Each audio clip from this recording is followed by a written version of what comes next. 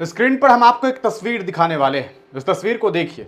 इस तस्वीर में आपको एक महिला नजर आ रही होगी। शायद आप उस महिला की तलाश में होंगे, लेकिन ये महिला नहीं है, यानी कि कोई औरत नहीं है। ये इनका नाम है प्रमोद। प्रमोद आखिरकार बुर्के में क्यों है, ये एक बड़ा सवाल है। क्या प्रमोद दंगा भड़काना चाहते थे? क्या प्रमोद मुस्लिम महिलाओं को बदनाम करना चाहते थे? प्रमोद के दिल दिमाग में क्या था? असल में पूरा मामला है झारखंड। झारखंड में रांची है, आप जानते हैं झारखंड की राजधानी रांची। वहाँ पर एक अल्बर्ट करके एक काफ़ी मशहूर इलाका है जिसका पूरा नाम अल्बर्ट एक्का चौक है। उस चौक पर जो एक सम्मेलन होता है जन्माष्टमी के मौके पर, हांडी फोड़ना का एक काफ़ी चर्चित, आप जानते हैं कि एक जो मटका है उसे फोड़ा जाता है। तो उस भीड़ में वहाँ पर गवर्नर के भी जाने की खबर थी और वहाँ पर ये इंसान जो है वो बुर्का पहन करके पहुँचा था। आप ज़रा सोच करके देखिए कि इतना बड़ा आयोजन जहाँ गवर्नर खुद पहुँचने जा रहे हों, वहाँ पर एक आदमी बुर्का पहन करके, वो भी सोच लीजिए कि बुर्के की पहचान क्या है। सीधे तौर पर ये एक कल्चर से जुड़ा हुआ है और इसका जो लिंक है वो मुस्लिम समाज से। मुस्लिम महिलाएं जो हैं वो बुर्का पहनती हैं। आप नॉन मुस्लिम में बुर्का पहनने का कोई रिवाज नहीं जानते, ना देखते, ना उसका कोई इतिहास है। मुस्लिम महिलाएं पहनती हैं। तो ऐसे में प्रमोद जब यह पहन करके जाता है तो वहाँ पर कुछ लोगों को शक होता है।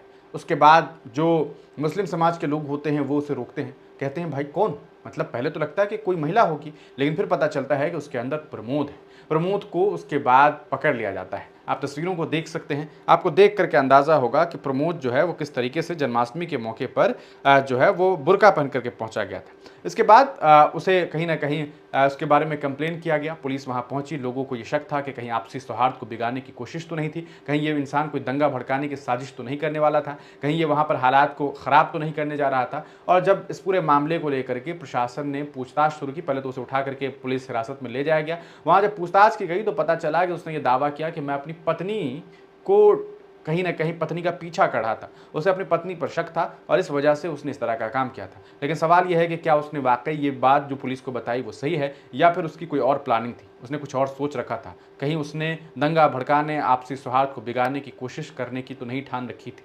एक बड़ी कामयाबी प्रशासन को और वहाँ के स्थानीय लोगों को मिली कि उसने इस सच को तुरंत उजागर कर दिया।